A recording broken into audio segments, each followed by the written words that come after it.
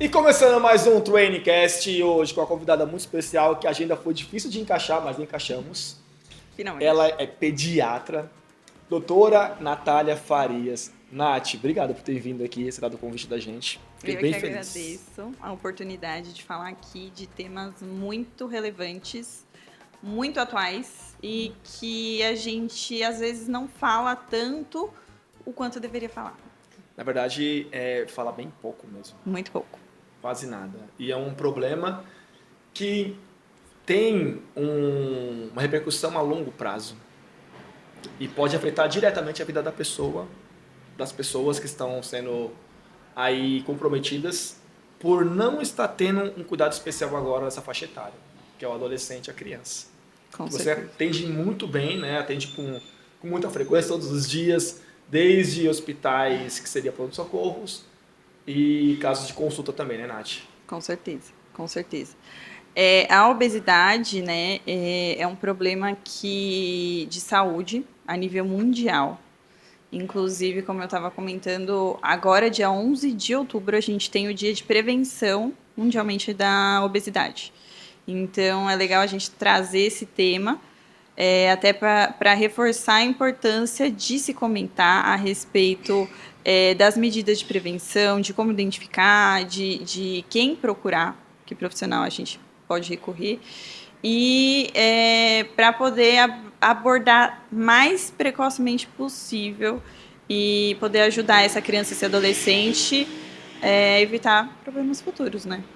Que é bem importante pegar essa faixa etária, já dar essa orientação, porque assim, você como eu também tive uma boa experiência com adolescente e criança, quando eu trabalhei no Colégio Abaco, trabalhei lá há 7 anos, sempre falo isso nos episódios. Minha segunda casa. Porque eu tenho muito orgulho, você foi aluna de lá também, né? É muito legal. Sim. E ver o quanto faltava informação para aquela faixa etária e cuidados também, reforçamento, aquilo faz muita diferença para se manter ativa fisicamente ao longo da vida dela. Sim. E ter a prevenção de obesidade, porque a obesidade é uma doença, tem CID, é uma complicação Sim. grave, várias comorbidades que vêm junto com a obesidade e as pessoas têm que ter esse ponto de alerta já quando a pessoa é criança e adolescente. E eu admiro muito os pais, Nath, que têm esse cuidado. Com certeza. E vai atrás de profissionais que entendem do assunto para ter uma ajuda profissional mesmo. Sim. Né? Mais do que é importante ter um bom pediatra. E eu admiro muito os pediatras por isso, porque vocês têm uma responsabilidade muito grande em Sim. relação ao crescimento e desenvolvimento dessa criança e adolescente. Por isso que eu te chamei, por isso que essa conversa foi tão pedida né, por todos nós, profissionais da Train, e a gente tentando ajustar a agenda, porque eu sei o quanto isso pode fazer a diferença e tem tudo a ver com o material que a gente está produzindo no Trainingcast. A gente está indo numa linha muito diferente do convencional. A gente não fala de coisas muito simplistas, fala de coisas práticas e importantes. E é isso que a gente busca passar para vocês que estão assistindo a gente. Então, Nath, qual que é o seu maior desafio quando você se depara com uma criança que está com sobrepeso, obesidade, em consultório? Qual que é a sua conduta quando acontece essa situação? Então, o que eu costumo falar é que antigamente a gente tinha muito mais, a gente via muito mais uma subnutrição, o que ainda existe, e crianças desnutridas, enfim, a gente não via tanta obesidade. E hoje, tanto em países desenvolvidos quanto países, por exemplo, como o Brasil, emergentes, a gente tem visto muita obesidade, né? Tá crescendo. Até eu estava vendo uma pesquisa dos últimos 10 anos que a gente teve um aumento exponencial. Então, a gente aumentou em 10 vezes o número de crianças obesas de 5 a 19 anos. E isso se intensificou na pandemia. Ponto importante que eu não sabia. E aí, o que acontece? Na pandemia, além do sedentarismo que a gente teve, né, que todo mundo ficou fechado em casa, acesso a muitos alimentos processados e ultraprocessados, falta de atividade física, né? Então, e falta de acesso ao serviço médico, porque assim, na época da pandemia, o que a gente via? As pessoas procurando pronto atendimento, mais em torno da Covid. Sim. Até evitava ir para o hospital quando tinha alguma situação de Exatamente. saúde ali, porque tinha medo de pegar o Covid. Exatamente. E aí, o que, que aconteceu? A gente perdeu um pouco da puericultura, que a gente chama, que é o cuidado da criança de rotina. Sim. Tá? É assim, criança de 0 anos, até a gente costuma falar, né, que o pediatra ele atende até 18 anos.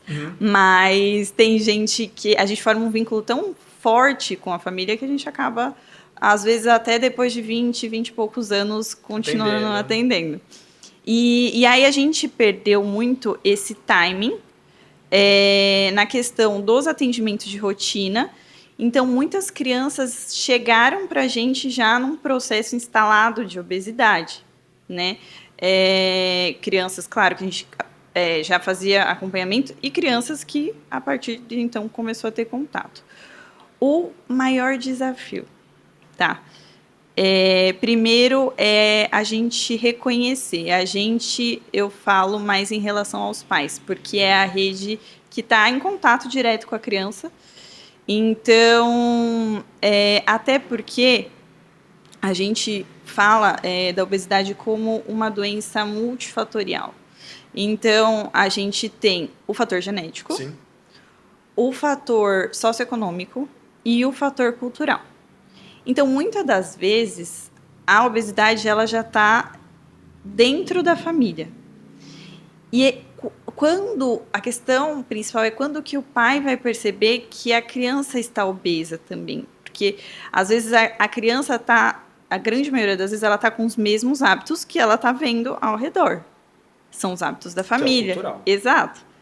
Então, a gente tem, né, a questão da cultura, até quando eu atendo muito na puericultura, vem mães com avós, né, na maioria dos casos, e a cultura do, ai, meu netinho tá muito magrinho, né, ele precisa comer mais farinha, ele precisa comer mais doce, ele não tá fofinho, então ele não tá saudável. Que tinha muito isso antigamente. A pessoa tá muito magrinha, magreza é sinal de falta de saúde, na verdade. Exatamente. Desnutrição, sim. Exatamente. Até porque a gente pode ter desnutrição dentro da obesidade, muitas das vezes a gente tem.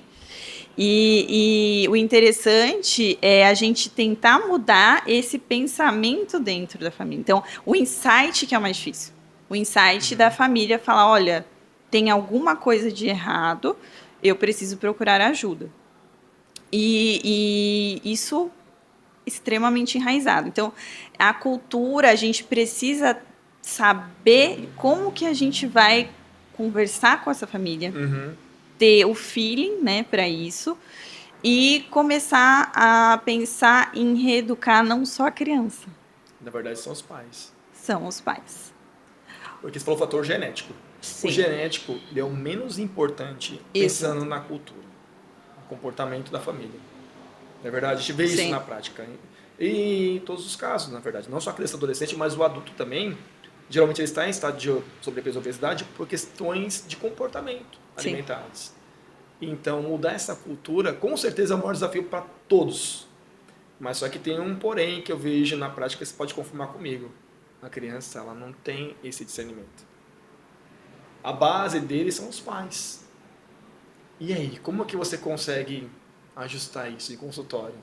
Mostrar, porque assim, você está educando os pais para cuidar dos filhos, mais ou menos isso. Acho que se a palavra certa é essa. Auxiliando, né? Auxiliando. Porque o maior papel é deles, a gente está ali para dar um apoio.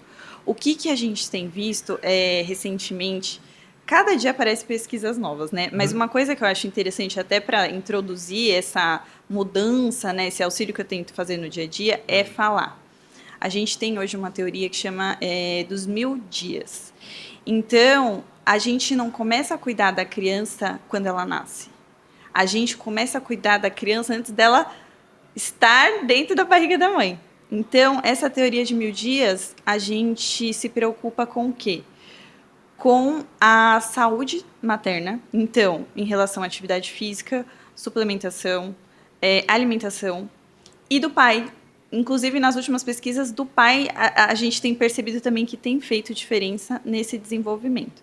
Então, isso ainda está crescendo aos poucos, mas você percebe nos consultórios, né, até mães, olha, tenho vontade, tô com vontade de engravidar, tô planejando engravidar, eu e meu marido, a gente tá querendo se cuidar para ter uma gestação saudável e um filho que, né, seja saudável também. Isso é muito legal. É incrível, isso. E as pesquisas mostram que isso é comprovado. Qual que é o termo que você utilizou? É teoria dos 1000 dias. Teoria dos 1000 dias. Isso. Nunca ouvi falar. Então, 1000 dias, teoricamente, 1000 dias antes de ter o neném ou não? Como é que é o processo? A gente conta até 1 ano de idade. Tá, então é de 1 ano de idade para baixo. Então vai dar aí 3 anos de preparação, mais ou menos. Mais ou menos. E aí, antes incluía só a mãe, agora a gente tem visto nas pesquisas o pai também nesse contexto. E aí, assim, isso é muito interessante, porque começando antes da gestação, aí depois a gente tem essa preparação, faz os exames, a gente orienta, né, a mãe e o pai a fazer exames de triagem em geral, o check-up. E aí, a partir do momento da gestação, a gente tem o trabalho da ginecologia obstetrícia em relação à mulher, né, que vai cuidar da suplementação, a questão da atividade física na gestação, a gente tem visto também benefício para a criança no futuro também, além da mãe. Tem vários estudos mostrando isso. Isso é muito bacana. E aí, a partir da gestação, a gente também já tem... hoje em dia também tem crescido a consulta de pré-natal do pediatra. Então, o que acontece? A gestante, ela vai procurar um pediatra, né, que se identifique, que confie, e aí já começa a passar no pediatra antes do nascimento da criança. Que louco, não imaginava. Sim. Que legal. Sim, é a consulta pré-natal. E aí, o que acontece? Nessa consulta, a gente aborda questões do crescimento e desenvolvimento da criança. Claro, a princípio, mais questões do nascimento, né? Como que é o nascimento, o que a criança vai receber na primeira hora de vida, vacinas, o que acontece na sala de parto, vias de parto, né? Mas a gente também já começa a abordar a questão da amamentação, tá? Que dentro da obesidade é um tema muito importante. Então, a amamentação, que a gente costuma falar, é exclusiva até os 6 meses de vida, ela previne a obesidade, assim como outras doenças. Sim, assim como outras doenças.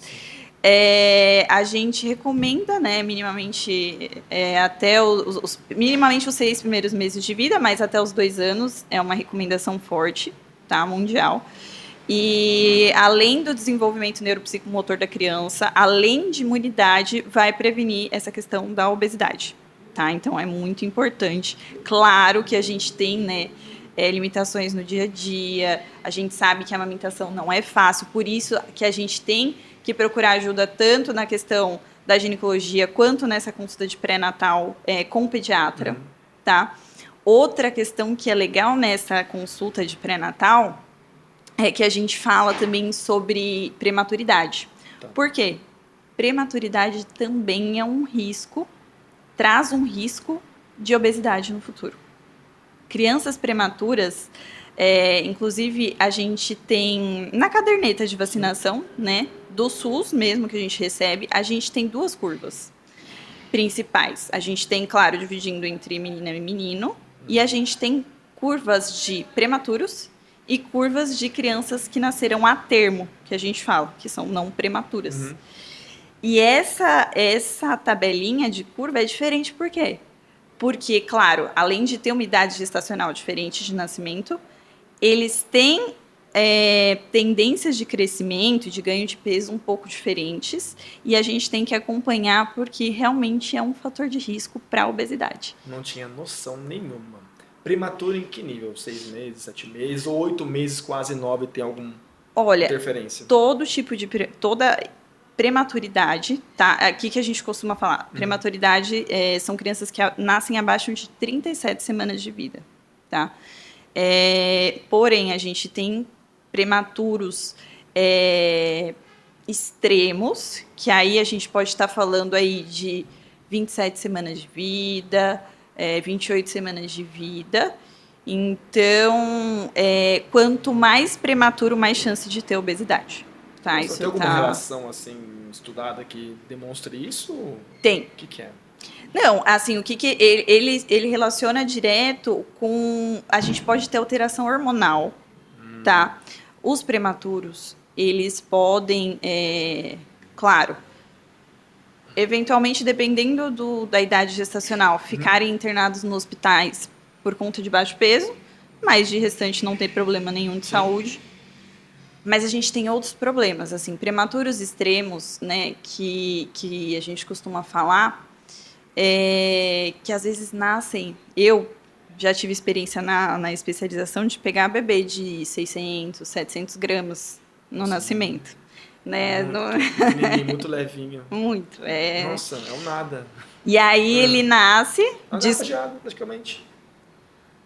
Ele nasce, ele nem descobre que ele nasceu. Sim. Tá?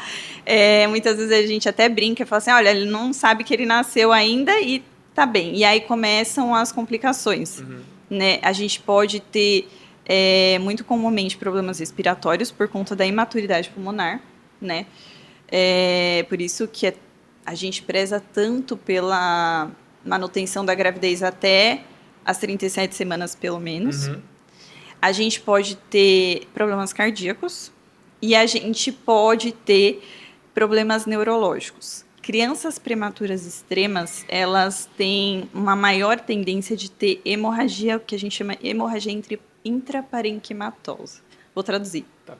Hemorragia cerebral. Sim. Tá.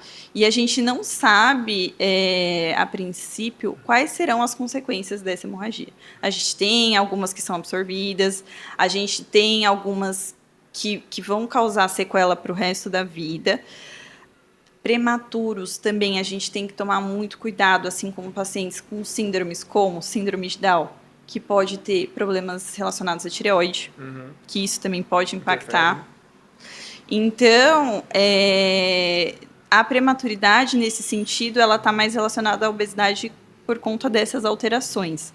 Mas a gente vê no dia a dia, a gente até tem algum serviço, na maioria dos serviços, a gente tem um acompanhamento dos prematuros.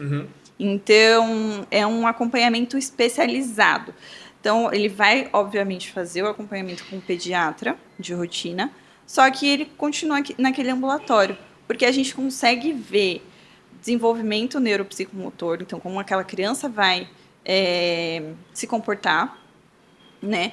E pode ver também em questão a peso, altura, para a gente também poder até estudar isso, fazer pesquisa sobre isso, porque ainda tem muita coisa que a gente não sabe, né? E da prematuridade que a gente precisa descobrir, que também a gente só vai ver a manifestação a longo prazo, né? Então, nesse quesito dos prematuros, a gente tem que ficar bem atento.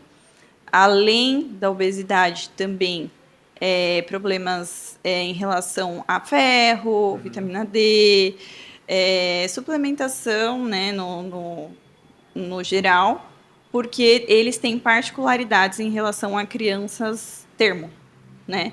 Então, até a introdução de ferro e outros minerais, tudo, a gente tem que tomar cuidado mais em relação aos prematuros. Mas a gente vê isso na prática, que eles têm mais a tendência de obesidade do que as crianças a termo. Essa é a verdadeira raiz do possível problema da obesidade. Isso é muito legal, não tinha essa noção, não tinha essa informação. Estou surpreso, fiquei fascinado na conversa aqui, gente, bem legal. E com certeza vários pais, acho que acabam não sabendo sobre isso, nunca ouvi falar. Com certeza. Apesar do que a gente conversou, né, a parte genética, né, a alteração genética por causa da prematuridade, ok. Mas a gente vê muito que o comportamento e a cultura familiar é um grande desafio para os profissionais de saúde que estão acompanhando essas crianças e adolescentes. Com certeza. E, consequentemente, você falou assim, da teoria dos 1000 dias. Eu fiquei imaginando, quem é o casal que vai se programar para poder fazer os 1000 dias antes da criança nascer, para poder nascer todo redondinho, bonitinho? Vai ser você, Natália. Natália, para quem não sabe, ela vai casar em breve. Isso. E daí tá na corrida do casamento, por isso de ajustar a agenda foi difícil. Imagina você fazendo isso. A teoria dos 1000 dias. A gente tem que seguir o que a gente prega, né? A gente acredita muito nisso. No que Com faz, certeza. né? E seguir é importante. Com certeza. Mas, Nath, pensando ainda em obesidade infantil e adolescente, quais são as recomendações você, como profissional de saúde, médica, pediatra, daria para os pais e esses pacientes também, que eu acredito que muitos deles até tenham uma certa vontade, desejo? É que assim, essa faixa etária é delicada. Por que delicada? Eu vou falar da experiência que eu tenho com essa faixa etária. Uma criança e um adolescente, eles não querem perder peso para ser mais saudáveis. Eles nem têm noção disso. Eles nem pensam na velhice. Para eles, pessoal com 20 anos é velho.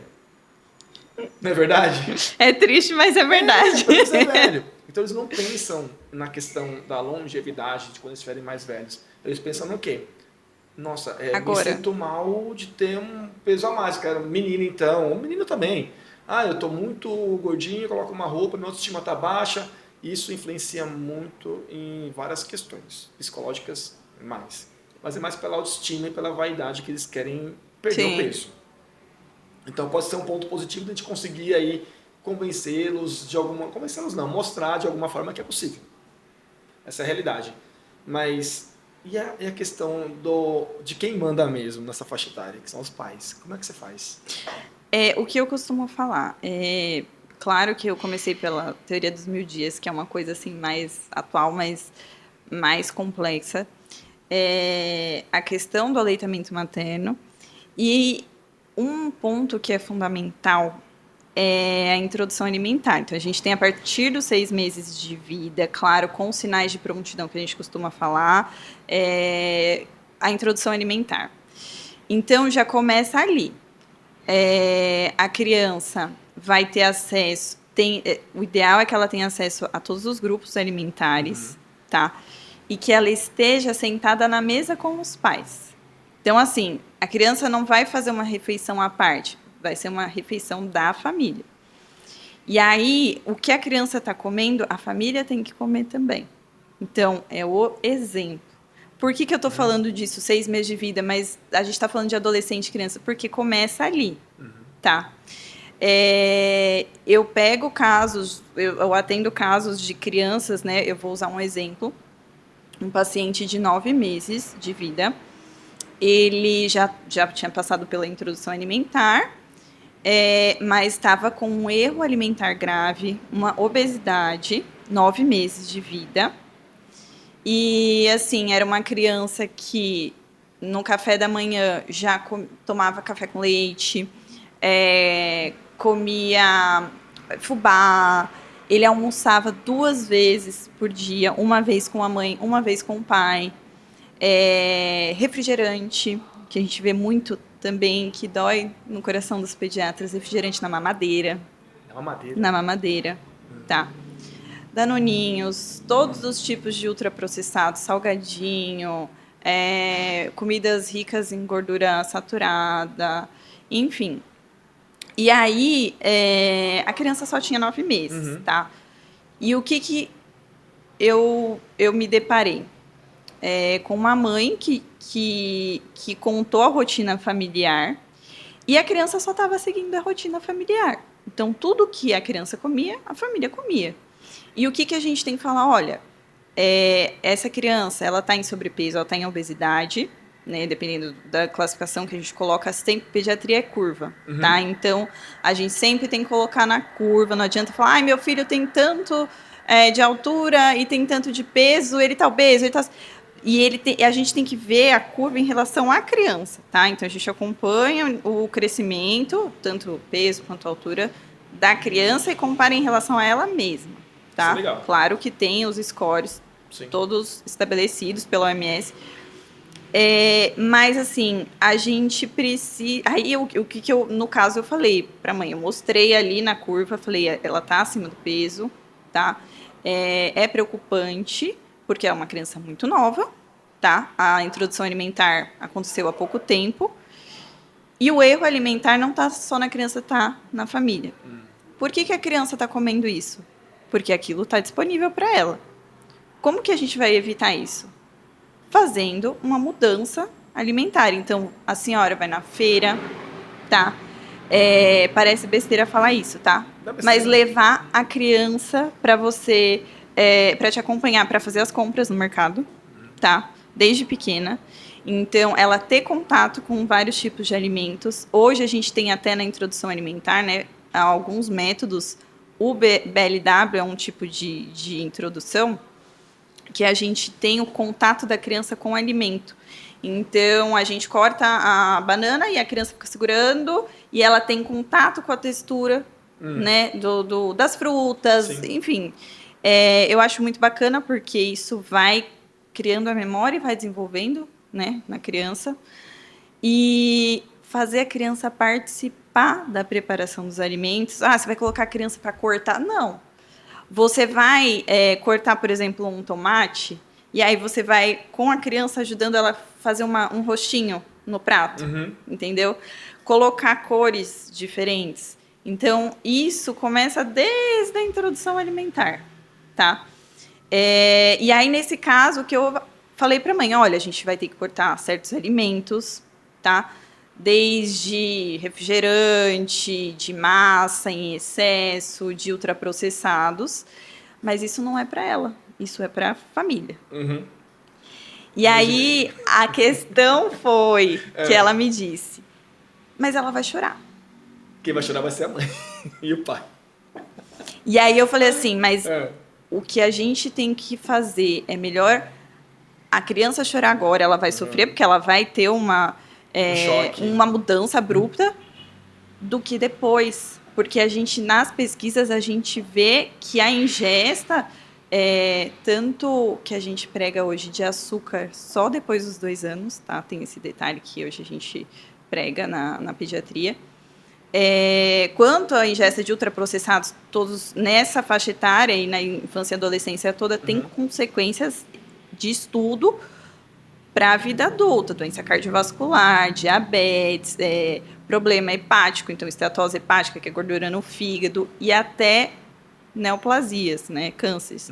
Então, esse hábito alimentar do começo é muito importante. E para mim, pessoalmente, o maior desafio é a questão dos pais. Sim. Pais, ajudem. Ajudem, porque assim, é uma coisa que está enraizada na família e que é difícil, não é fácil mudar. Claro que não. São anos de comportamento, aquela cultura enraizada da família, em relação à alimentação, tipo de alimentos. Que nem a criança come 2 vezes no almoço, almoça com o pai e com a mãe. E muitas vezes vai beliscando o dia inteiro e vai ofertando para a criança. É claro que vai gerar um distúrbio ali, não vai ter uma regra. Se a criança vai estar acostumada com aquilo e todo mundo se adapta ao que tem de estímulo. Exato. Depois, como você falou, claro que vai ter uma mudança ali na rotina alimentar da criança. Claro que vai ter, da família toda no caso. Mas com certeza aquilo, talvez a criança vai ser a primeira a se adaptar àquela rotina, àquela cultura do que os pais. Sim. Porque ela está menos tempo acostumada com isso. E muitas vezes, Nath, também a gente tem que pontuar isso nessa conversa, que os pais provavelmente estão também acima do peso ou obesos. Então, e também tem muita relação, já tem estudos mostrando isso, que quando a criança nasce de pais obesos, a tendência de ter obesidade já na epigenética é bem alta. Já ser um obeso ao longo da vida. E a criança, que tem, hoje em dia, você vê mais do que eu isso, como a parte de informação está muito alta. Então, muitas vezes a criança, se ela é um pouco mais espertinha, chega uma fase da vida dela que ela dá um start. E talvez, só de escutar você em consultório, se for uma criança de 10, 11, 12 anos, ela já vai entender o que pode ser bom para ela e já vê, a cultura da minha família não está legal. Mas a maioria não é assim. Não. A maioria não é assim. E aquela criança, já vi muitos casos, os pais serem muito obesos e o filho dar o start nessa fase da adolescência e ele ser muito diferente de toda a rotina familiar. Procurar ajuda e mudar. Ajuda. Nossa, o que eu já vi de crianças, não é o caso, mas os pais são onívoros e a criança é vegetariana. É comum no consultório, não é? Tem aparecido cada vez mais. Então, e nada contra, não tem problema nenhum. Mas a questão do que já ter um discernimento e saber e entender que aquilo é melhor para ela naquele momento. Mas são poucas. São. E o nosso trabalho é mais voltado para os pais mesmo. Com certeza. Eu já fiz reunião com o pai, tá? para poder explicar para o pai da questão do filho dele e tal, de obesidade, lá, e deu certo. E assim, mas a questão de entender que o filho está fazendo daquele jeito para ser melhor para ele. Sim. E, cara, é muito louco a influência que a gente pode ter, inclusive um conteúdo como esse, para vocês estarem entendendo coisas que eu nem sabia, a gente foi na raiz da raiz do problema mesmo. Que foi lá no pré-natal, para entender que poderia ali ter um caso de obesidade aumentada. Sim. Possível obesidade Sim. ao longo da vida. E, assim, a questão que a gente fala para criança e para adolescente, que, assim, adolescente mais difícil ainda, né? Porque ele já passou mais tempo nesse mundo, nessa rotina de hábito alimentar, Sim. tá? Para a criança é mais fácil, no sentido de a gente falar para os pais, explicar. Muitos pais questionam assim, olha, o meu filho toma muita Coca-Cola durante o dia. O que eu posso fazer? Eu sei. O que a gente fala? Quem compra a Coca? Então, é isso. Não compra, não pode ter em casa. Não pode. Não pode ter em casa. A gente vai restringir 100%? Não. Precisa. Até porque a criança tem que ter contato, né, com um pouco de tudo, mas, assim, exceções.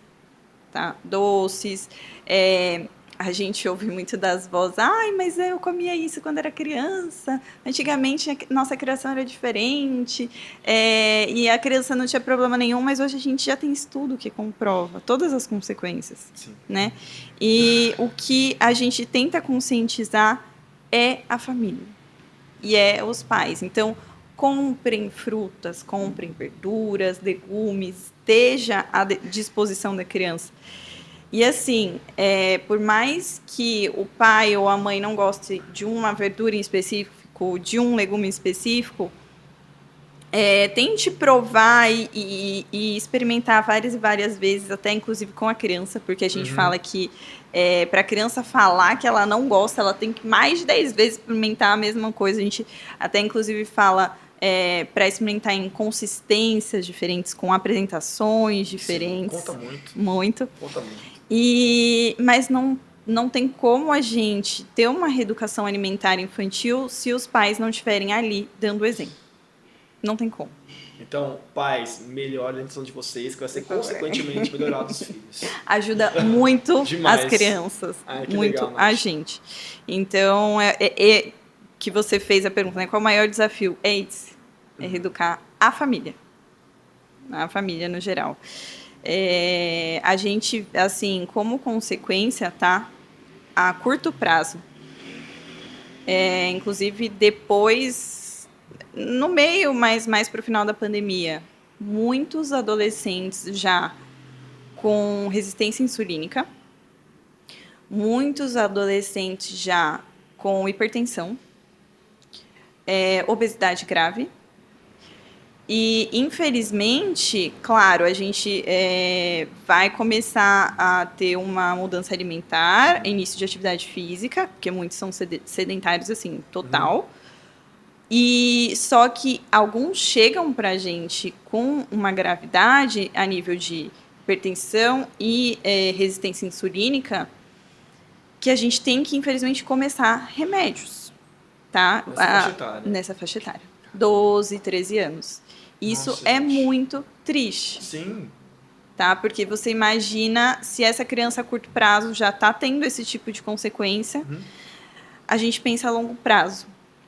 E tem até um vídeo, depois eu vou pedir para vocês colocarem, que é um vídeo muito interessante, que mostra uma criança que a mãe começa a oferecer batata frita a ela na cadeirinha de alimentação, né, ali na fase de introdução alimentar. E a criança vai crescendo e acostumada com aquele fast food e tudo. E aos 30 anos, esse indivíduo tem uma dor torácica, vai parar no pronto-socorro e tem um infarto. E é até interessante a gente falar nessa questão porque, por exemplo, a gente vê diabetes tipo 2 em idosos, mais esperado, entre aspas, hipertensão também é mais esperado, e menos esperado em crianças e adolescentes. Com certeza. Tá? E o corpo, ele vai se preparando para isso. O corpo é muito inteligente. E o que a gente tem, né? Na questão, por exemplo, isso é um exemplo fictício e isolado, tá? Nesse vídeo, ele mostra e a gente pensa o seguinte: pacientes jovens que eles têm obstrução arterial a nível de ter um infarto, eles têm muito mais risco de óbito do que um idoso que tem um infarto. Por quê? Porque o idoso ele vai ter uma circulação colateral cardíaca, tá? O jovem não. Então, se ele tiver uma obstrução de uma artéria muito importante, de uma coronária, e for uma obstrução 90%, 100%, a chance de óbito dele é muito maior do que como um idoso tem um infarto. E assim, se as crianças nessa idade, a gente tem visto cada vez mais usar medicação para pressão, para diabetes, o risco de óbito delas na faixa etária de um adulto jovem é alta, tá? Fora outras complicações, a gente tem doenças dermatológicas, doenças hepáticas relacionadas à obesidade, e isso preocupa muito a gente. Esse vídeo ilustra bem, e vou mandar, e ele angustia a gente. E eu acho que assim, o principal fator a gente vê, as pessoas estão muito ligadas no agora. E o que a gente está tentando mostrar para os pais, com as pesquisas principalmente, é que essa mudança tem que ser agora para no futuro a gente ter um desfecho diferente, tá? Porque a gente está vivendo uma epidemia mesmo de obesidade. Inclusive com crianças e adolescentes. Com crianças e adolescentes, jovens, tá? Jovens. Como a gente conversou até agora, e a gente viu que a raiz do problema, na verdade, são os pais. A cultura familiar, vocês, pais, são as pessoas que podem mudar todo esse cenário. Pais e avós, tá? Pais e avós. Porque hoje a gente tem uma rede muito forte de apoio dos avós, porque a gente entende, eu entendo perfeitamente que a rotina dos pais não é fácil, a gente vive numa vida corrida, o tempo é curto, então o tempo que a gente recomenda, né, para os pais, tenha tempo de qualidade com os filhos, então faça a refeição na mesa. E outra coisa, sem telas. Sem telas. Por quê? A gente não pode ter tela durante a alimentação, a criança ela muda a saciedade em relação ao que ela está comendo, a tela, e ela vai interagir com a família, vai socializar, que é um tempo que é precioso. Importantíssimo. Tá, então... A gente tem essa rotina em casa. Isso é importante. E a Estela não para de falar 1 minuto. Isso é bom, tá? Porque a maioria dos adolescentes fica quieto. Nossa, ela não para de falar 1 minuto. Ela tá nem comendo. A maioria fica quieto e quer sair logo dali pra mexer na tela. Não, isso é muito legal. Entendeu? Eu sei que é de agradecer a Deus mesmo por estar tudo no caminho ótimo. Então, muito assim, é mais essa questão da educação alimentar da criança e da família.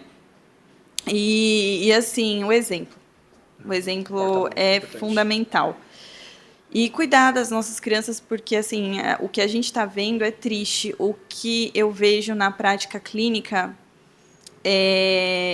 que mais me incomoda, tá? Além de toda essa questão de doenças a longo prazo, é a gente ver crianças, Fábio, que elas não conseguem, sem ajuda, subir numa maca, tá? Criança de 5, 6 anos, por conta do sobrepeso.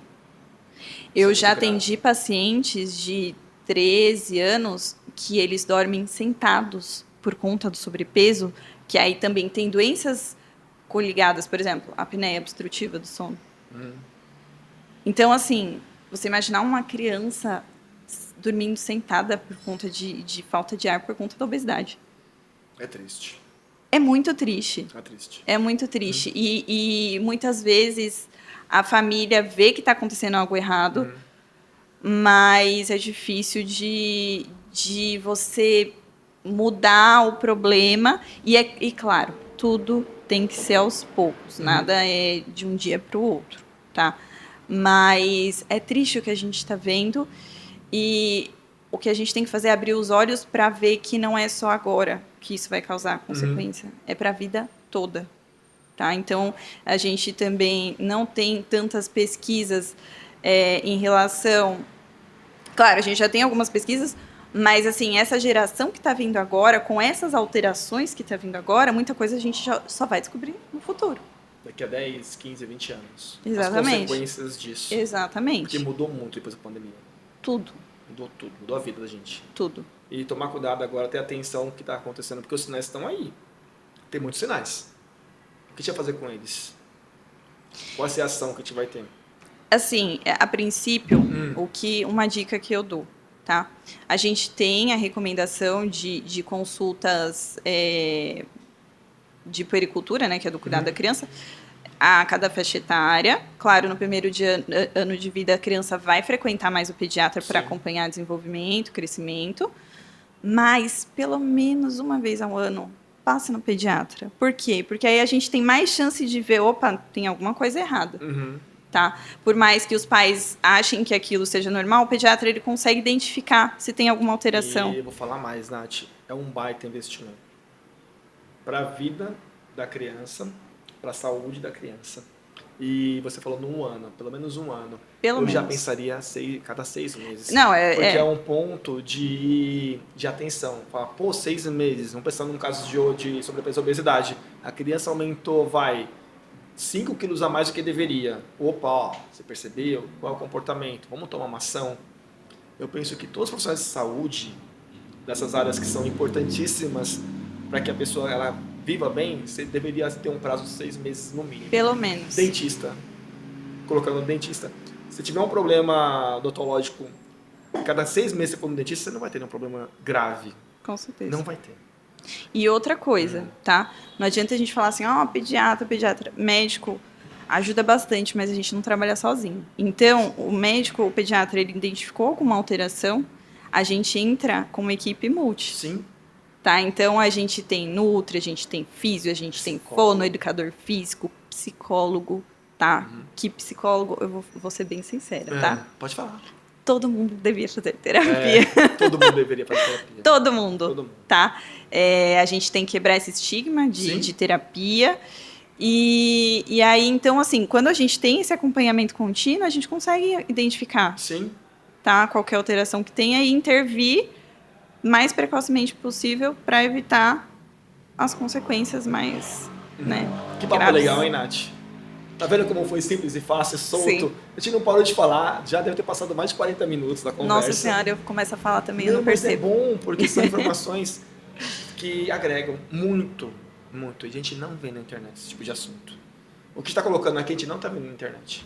Então, é isso que eu quero buscar. Coisas realmente relevantes, trazer profissionais da seu gabarito para cá e trazer informações que geralmente a gente não escuta para colocar em prática. Porque tudo que você falou dá para colocar em prática. Sim. De maneira muito simples e hoje, gradual. Se quiser. Começar hoje, se quiser. Hoje. Isso é muito legal. Nath, obrigado pela conversa. Eu que agradeço. Passou tão rápido, mas a gente vai gravar mais um assunto. Você topa gravar mais sobre exercício e fora de telas? Com certeza. Vamos fazer um trabalho de evolução dessa conversa que a gente teve hoje. Perfeito. A gente foi mesmo no quê? No problema e trouxe a primeira solução. Exato. Agora, vamos trabalhar em cima do quê? Dos planos de ação. Baseado no que a avó falava que comia antes, que não dava problema. Porque ela não tinha tela e provavelmente ela ficava brincando o dia inteiro na rua. Com certeza. E a gente ficou assim também um bom tempo. Eu, no meu caso, eu fiquei um pouco... Apesar de que ela é muito novinha, a Nath é nova, muito nova, mas é tão novinha quanto ela parece. Exato, né? Porque tem uns anos aí de estudo. Sim. Isso é muito legal, Nath. Obrigado, viu? Eu que agradeço. E, assim, a gente fala, né, que a medicina é uma constante mudança. Então, quanto mais coisas que surgem no dia a dia, a gente aproveita e está aqui disposto para entregar as novidades, né? Que legal. A gente tem. Obrigado, viu? Eu que agradeço. Demais. E, pessoal, redes sociais da Nath, a gente vai deixar aqui na descrição. Então, ela tem o Instagram dela. Ela produz conteúdos bem legais. Eu gostaria de mais conteúdo seu, eu vejo pouca coisa. Não, vou postar mais. Já demos um bom pontapé inicial, porque isso daqui eu vou compartilhar com você, pra gente fazer em collab. Com certeza, perfeito. Nos Instagram da vida. Perfeito. E vai ter aqui a rede social da Nath, é uma ótima pediatra, atende no ABC, mas acho que é bem tranquilo falar com você, né, Nath? Sim, sim. A rede social mesmo pode mandar a mensagem. Vai estar muito bem assistida por essa doutora maravilhosa. E espero que você tenha gostado do episódio e até o próximo episódio. Valeu!